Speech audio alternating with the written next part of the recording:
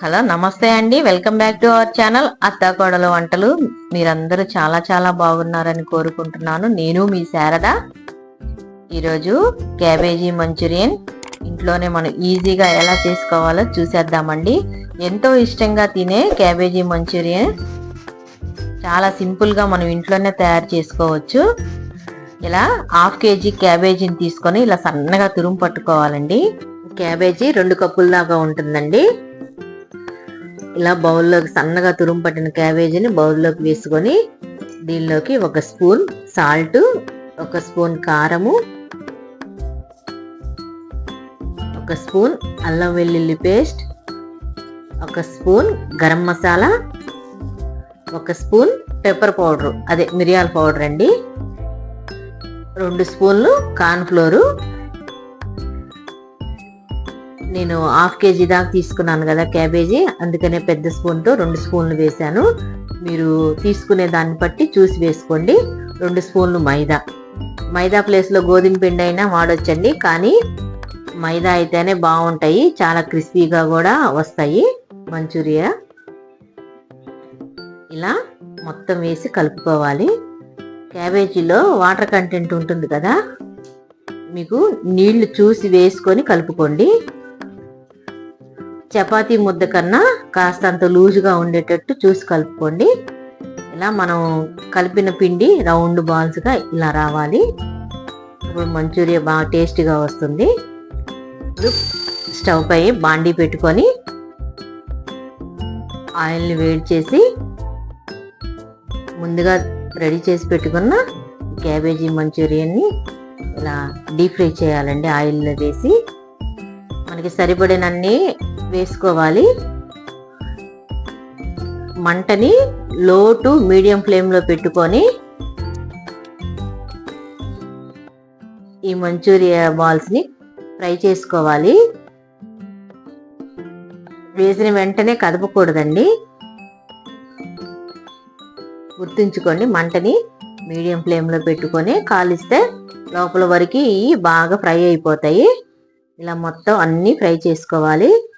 చూడండి ఎంత బాగా ఉడికిపోయాయో, లోపల కూడా బాగా ఫ్రై అయినాయండి. వీటిని పక్కన పెట్టుకొని గ్రేవీ ఎలా తయారు చేసుకోవాలో చూసేద్దాము. ముందుగా స్టవ్ మీద బాండీ పెట్టుకొని 2 టేబుల్ స్పూన్ ఆయిల్ వేసుకోవాలి. ఆయిల్ వేడెక్కిన తర్వాత సన్నగా తరుక్కున్న క్యాప్సికము, ఆనియన్స్ వేసుకోవాలండి. సన్నగా తరిగిన ఉల్లిపాయ, పచ్చిమిర్చిని కూడా వేసుకోవాలి. ఇప్పుడు ఇవన్నీ వేసేటప్పుడు మంటని హై ఫ్లేమ్లో పెట్టుకొని ఈ ప్రాసెస్ అంతా చేయాలండి. హై ఫ్లేమ్లో అయితేనే బాగా టేస్ట్గా ఉంటుంది, గుర్తుపెట్టుకోండి. మంచూరియా బాల్స్ మనం ఫ్రై చేసేటప్పుడు మంటని లో టు మీడియం ఫ్లేమ్లో పెట్టుకోవాలి.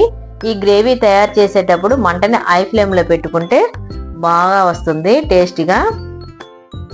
క్యాప్సికము, ఉల్లిపాయ, పచ్చిమిర్చి కాస్తంత వేగిన తర్వాత దీనిలోకి అర టీ స్పూను అల్లం వెల్లుల్లి పేస్టు, 1 స్పూను కారము, చిటికెడు ఉప్పు, మంచూరియాలో ఉంటుంది కదా ఉప్పు,